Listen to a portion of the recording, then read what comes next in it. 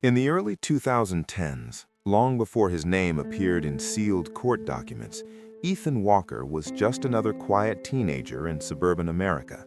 No criminal record, no history of violence. Teachers described him as withdrawn but brilliant. Neighbors barely noticed him. His world existed mostly behind a screen, where logic behaved more predictably than people ever did. Ethan had been teaching himself computer systems since middle school.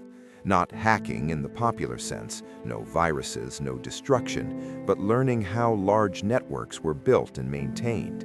He studied architecture, permissions, and the overlooked spaces where outdated systems lingered beneath modern ones. To him, it wasn't rebellion, it was understanding. Online, he connected with Marcus Reed, a college freshman from Virginia. Marcus wasn't a technician, he was a researcher. He knew where to look, which forums archived forgotten documentation, which public records revealed more than intended. Together, they explored systems the way others explored abandoned buildings, carefully, quietly, and always planning to leave things untouched. Their rule was simple: observe, confirm access, exit. One night, Ethan followed a path that didn't behave the way the others had. The system response was different, more rigid, more layered. He didn't need a label to know what he'd found. The environment spoke for itself. This wasn't private industry. This wasn't academic infrastructure. This was federal. He logged out. For weeks, Ethan stayed offline. He wiped his workspace, boxed up his equipment, and focused on school. Marcus urged him to disclose anonymously. Ethan hesitated. He had learned enough to know that systems rarely thank those who expose them from the outside. The attention came anyway. It began quietly: metadata correlations, access logs reviewed, a pattern flagged by automated systems.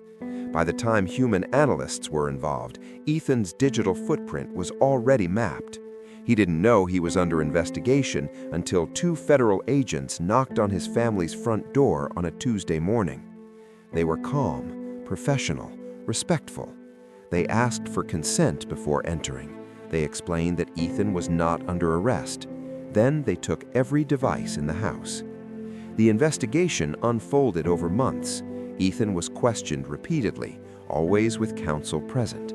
The tone never softened, but it never hardened either. He was not treated as a villain, he was treated as a liability.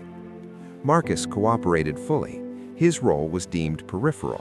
He received probation and restrictions on future computer use.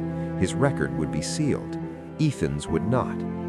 Prosecutors faced a familiar dilemma: no damage, no theft, no sabotage, yet undeniable access to one of the most sensitive networks on Earth. In the end, intent mattered less than precedent.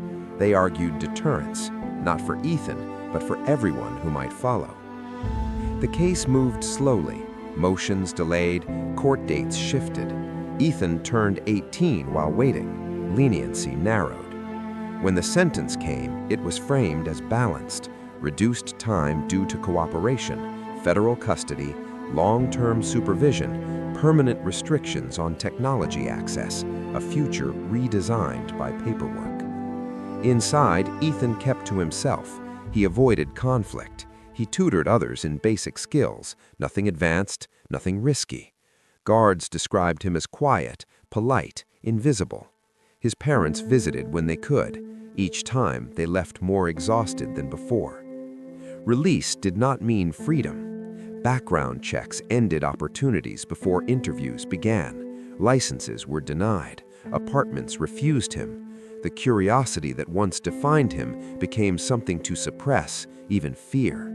The world he had understood best was permanently closed to him. 2 years later, Ethan Walker was found alone in a rented room. No evidence of foul play, no note. The official report was brief and final. There was no press conference, no policy review, no public reflection. The systems he accessed were patched, upgraded, and continue to operate today. His case exists only as a reference point in training materials and internal briefings, a lesson, not a life. This is not a story about espionage or war. It is a story about scale, about what happens when individual curiosity collides with institutional power, and how quietly the cost can be paid.